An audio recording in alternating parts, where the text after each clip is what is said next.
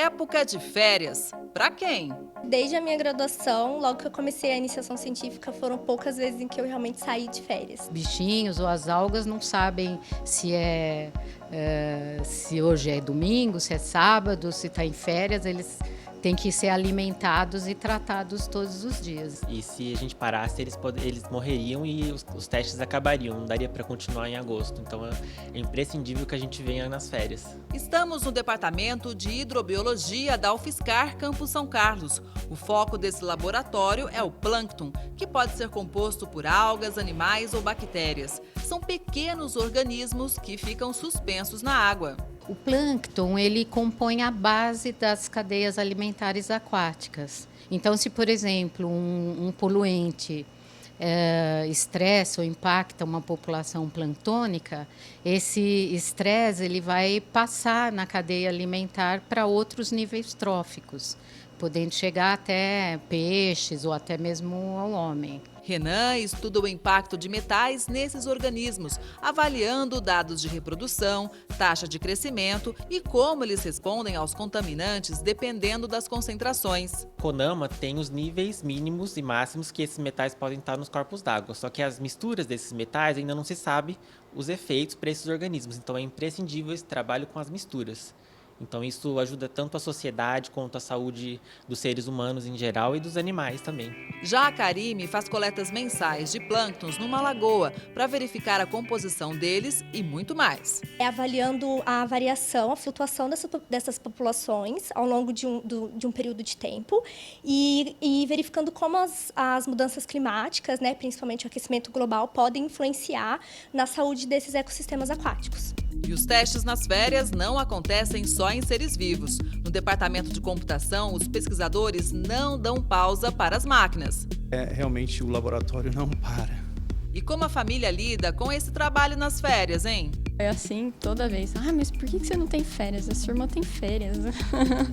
É desse jeito. Os estudos desenvolvidos no Laboratório de Processamento de Imagens Biomédicas podem ajudar e muito a área da saúde. À medida que você consegue obter informações mais precisas, né, e passar isso para o médico, então ele, com essas informações, ele com certeza vai poder melhor diagnosticar uma doença ou mesmo melhor tratamento para aquela doença. A Kátia trabalha em uma das 3 principais linhas de pesquisas. No mestrado, o foco foi o auxílio no diagnóstico da doença de Alzheimer com o processamento de imagens de ressonância magnética. E agora, no doutorado, um novo passo. Estou trabalhando com um estágio que seria antes do desenvolvimento da doença de Alzheimer, que pode ou não virar a doença de Alzheimer, que é o comprometimento cognitivo leve. A gente também tem o objetivo de trabalhar com imagens, também para auxiliar o diagnóstico desse estágio. No computador ao lado, Bruno trabalha com esclerose múltipla. Normalmente o pessoal tem os primeiros sintomas entre os 35 e 37 anos, até os 50 mais ou menos. Então você atinge um pessoal que está numa faixa muito produtiva da vida. Então isso tem um custo social muito grande, né? O paciente com esclerose normalmente faz por ano de 2 a 3 exames de ressonância magnética com contraste para verificar quais lesões estão em estágio inflamatório. Só que de uns anos para cá, vários estudos começaram a mostrar que se o paciente passa por 6 ou mais injeções de contraste desse ao longo da vida, o organismo dele já passa a ter dificuldade de eliminar esse contraste por completo. Então, a gente se reuniu com o pessoal da Unifesp, eles explicaram para a gente como que a doença vai progredindo, como que ela atinge o paciente, e forneceram as imagens para a gente. A gente conseguiu, por meio de técnicas computacionais, fazer, sim, essa diferenciação entre essas lesões que estão inflamadas e outras lesões.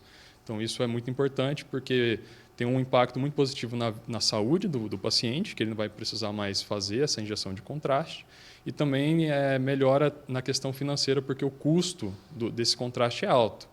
E normalmente o hospital faz dezenas ou centenas de imagens dessas por mês. Uma terceira linha de estudo usa o processamento de vídeo para auxiliar na detecção de células de doenças inflamatórias. E a gente faz a detecção e o rastreamento de células em imagens de microscopia. Então, a gente, no caso aqui, recebe imagens de cérebro de camundongos e da medula espinhal. Então, uma quantidade enorme de células que o biólogo precisa fazer a contagem e, no caso, hoje em dia, como é feito de maneira visual. Então, você tem o biólogo lá no microscópio, ele tem que fazer essa contagem apenas na observação. Existem alguns softwares para fazer isso, mas eles são muito caros, então a gente entra nessa ideia de facilitar e baixar o custo, fazendo ferramentas automáticas para poder auxiliar nesse caso. Em outro laboratório, no departamento de computação, mais gente trabalhando nas férias. Julho, sábado, domingo, feriado, madrugada. O nosso departamento aqui de computação, a gente tem um cadastro que nos permite entrar qualquer hora aqui, qualquer dia. Tudo para melhorar serviços que muita gente já usa, como Netflix, Google, lojas de e-commerce. Todos usam inteligência artificial por meio do aprendizado de máquinas. O trabalho da Elaine busca refinar a classificação de dados para melhor resultado. Pensando no Spotify, que é um exemplo bem prático. Quando a gente se cadastra no Spotify, a gente começa a ouvir as músicas, a gente começa a criar nossas bibliotecas e automaticamente eles já são classificadas lá as músicas, né? Então você tem os diversos gêneros, né? Então você tem pop, rock, etc. Mas aí você pode, por exemplo, ir refinando essa classificação a partir do momento que novos gêneros aparecem. E a gente vai tentando melhorar a partir desses dados históricos que a gente tem, qual é esse novo tipo de música, né? Qual gênero que faz parte dessa música. Desenvolver tudo isso leva tempo. E todos os pesquisadores têm prazos a cumprir. Por isso, não dá para parar nas férias, não. E mesmo atuando em áreas diferentes, eles têm algo em comum: a motivação pelo potencial transformador da ciência. Um desafio, né? Você saber que você pode contribuir com outras pessoas, principalmente na área da saúde. Tem realmente um objetivo, assim, você quer ajudar as pessoas? A gente está auxiliando com esses trabalhos que as normas regulatórias de substâncias químicas dos corpos d'água sejam aprimoradas. E se você ficou curioso sobre as pesquisas na UFSCar, a universidade está sempre de portas abertas, o nosso laboratório está de portas abertas, então eu convido os estudantes a virem aqui visitar para conhecer como é feito na prática o nosso trabalho.